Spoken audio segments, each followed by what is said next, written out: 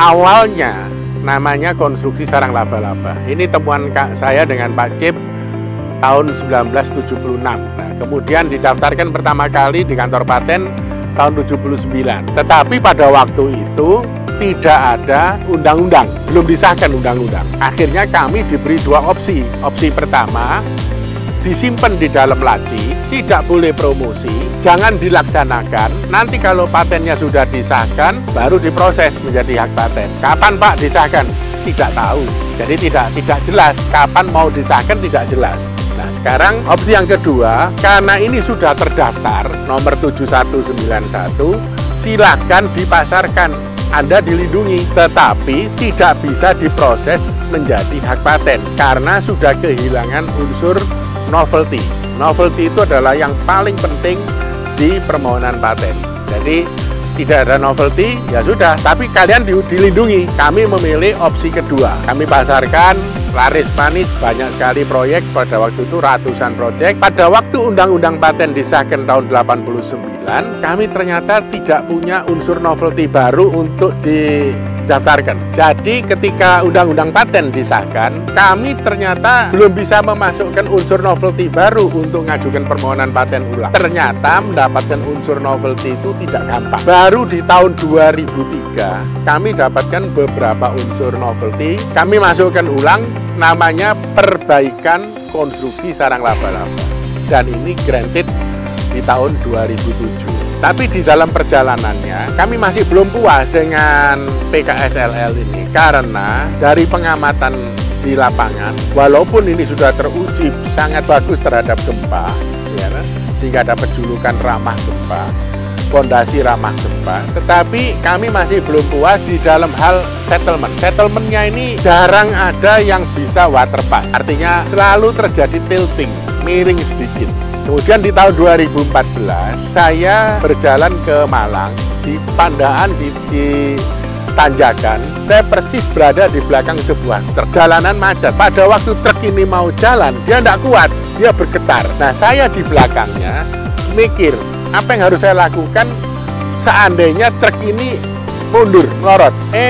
Kernetnya turun, bawa ganjel, taruh di bawah ban belakang. Langsung waktu itu yang inspirasi yang saya dapat adalah ini di Kemiringan, ada truk 50 ton di Kemiringan, diganjel dengan barang 2 kilo, berhenti dia. Ini konsep bisa saya pakai, dan akhirnya saya pertanyakan ke dalam otak bawah sadar saya. Beberapa minggu kemudian lahirlah yang namanya jaring rusuk beton pasak vertikal.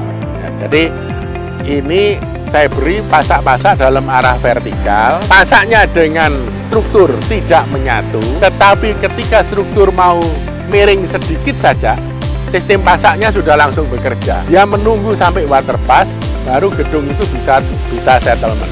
Sehingga diharapkan settlement dari gedung itu akan waterpass. Nah, sekarang posisinya terhadap PKSLL bagaimana? Ini bukan anaknya PKSL, ini anak keduanya KSLL. KSLL itu adalah orang tuanya, PKSLL itu anak pertama, jaring rusuk beton pasak vertikal itu anak kedua. Nanti di dalam pengembangannya, saya udah siapkan beberapa ini, sudah mau masuk lagi. Nanti ada anak ketiga, anak keempat, anak kelima, tapi semuanya adalah anaknya KSLL, bukan anaknya KSLL. P7191 yang didaftarkan tahun 79. Ada pihak-pihak tertentu yang mengatakan jaring rusuk beton pasak vertikal itu kan PKSLL ditambah pasak. Jadi patennya ya mengenai pasaknya saja. Di sini kesalahan terbesar karena di dalam paten satu unsur novelty, satu saja itu sudah cukup melahirkan paten baru. Ada satu unsur novelty, karakternya berbeda, cara kerjanya berbeda, semuanya berbeda hanya gara-gara satu unsur novelty. Jadi di dalam paten yang terpenting itu adalah unsur novelty. Novelty itu artinya kebaruan. Kebaruannya bukan baru di kota ini, baru di desa ini, enggak, di seluruh dunia. Jadi di seluruh dunia ini harus baru, belum ada dimanapun. Nah, itu namanya novelty. Itu cukup sudah, satu aja sudah cukup. Misalnya lagi sedotan air minum.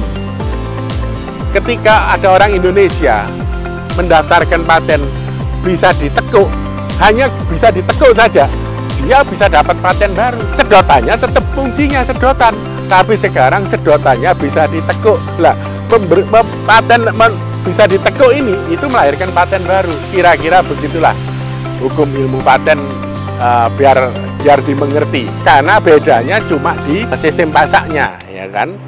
Tapi manfaat teknologinya, cara kerjanya itu yang sangat berbeda.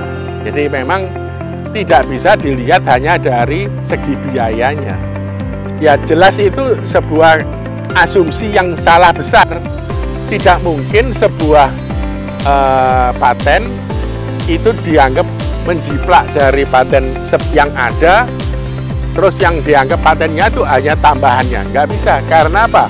Ya tadi itu karakternya berbeda, cara kerjanya berbeda. Itu harus dilihat sebagai satu kesatuan yang utuh. Tidak bisa dilihat secara parsial. Jadi melihatnya harus secara utuh, secara bersama-sama. Sistem ini membuat konstruksi menjadi sulit untuk jadi miring pada saat proses settlement berlangsung. Proses pengajuan paten ini tidak cuma 1 minggu, bertahun-tahun, ya. Sejak diajukan 2014, jaring rusuk beton pasak vertikal ini baru dapat paten di tahun 2016 di bulan Desember akhir tahun. Ya. Jadi kurang lebih 2 tahun dia penuh prosesnya. Jadi tahun 2015, 2016, mungkin setengah tahun di 2014. Jadi 2,5 tahun. Pemeriksaannya sudah sangat teliti, ditanya berkali-kali, pertemuan berkali-kali, sampai akhirnya pemeriksa yakin bahwa ini benar-benar sebuah unsur novelty yang baru sama sekali belum pernah ada di seluruh dunia. Jadi yang berhak menentukan ini adalah novelty, bisa diberi paten baru, ya kantor paten. Kantor paten lah yang punya hak, yang punya ranah untuk menentukan ini original atau plagiat.